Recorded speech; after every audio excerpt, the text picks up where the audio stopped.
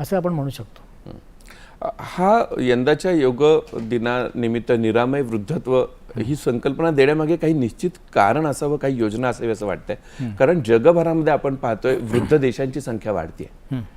भारत आज नाहीये, आज सगळा जगातला तरुण देश असला तरी उद्या 20 वर्षानंतर 15 वर्षानंतर भारत त्या स्थितीमध्ये जाणार आहे. आपल्या देशातलं वृद्धांचं प्रमाण याबद्दल बोलूया आपण, जगातल्या वृद्धांचं प्रमाण याबद्दलही सांगाल, आणि इतर देशांच्या तुलनेमध्ये आपल्याकडच्या वृद्धांची स्थिती याबद्दलही अपेक्षित आहे. याच्यामध्ये आता जी उपलब्ध माहिती आहे त्याप्रमाणे असं दिसतं की आपल्याकडे 10 पैकी 1 माणूस आता वृद्ध आहे. म्हणजे 10% 10% प्रमाण आहे.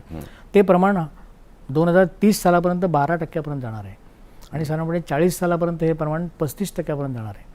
ह्याचं कारण वय वाढतं आहे. दुसरी महत्त्वाची गोष्ट आपल्याला अशी दिसते की जन्माचं प्रमाण आपल्याकडे कमी झालेलं आहे. ह्याचं कारण बरीच मंडळी मुलांना जन्मच देत नाही आहेत. त्यामुळे तरुण मुलांचा आता जो समाज आहे, तरुण मुलांचा जे नुकती मॅरेज झाली त्यांच्या बाबतीत मूल नको ही संकल्पना आहे. त्यामुळे आताचा जो वयोगट आहे साधारणपणे 35 ते 55 हा अजून 15 वर्षांनी 70 या येऊन पोहोचणार आहे किंवा 60च्या पुढे जाणार आहे. त्यानंतर ही मोठी गॅप वाढणार आहे. आजच्या देशामध्ये, आपल्या देशामध्ये वृद्धांची अवस्था आणि इतर देशामध्ये अवस्था याच्यात फरक काय आहे? त्यांच्याकडे सामाजिक सुरक्षा खूप जास्ती आहे. त्यांना योग्य प्रकारचं मेडिक्लेम आहे, मेडिकल इन्शुरन्स आहे, गव्हर्नमेंट त्यांच्या सगळ्या गोष्टींची काळजी घेतो.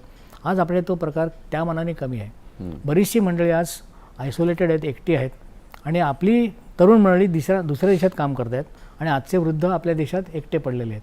त्यामुळे आपल्या देशातल्या वृद्धांची स्थिती सध्याची आहे ती थोडीशी मला असं वाटतं अवघड आहे असं मला वाटतं.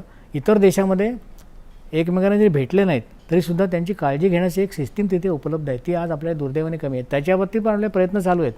आजही आपल्याकडे असं दिसतं की 70 वर्षाच्या माणसानंतर आपण गव्हर्नमेंटने त्यांना काही इन्शुरन्सच्या पॉलिसी दिली आहे. ती खूप छोटी प्रोसेस आहे.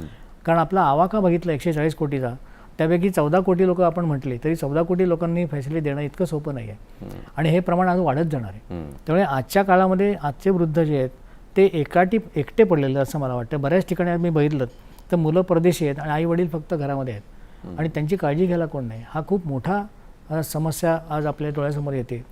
मुलाखतीचा हा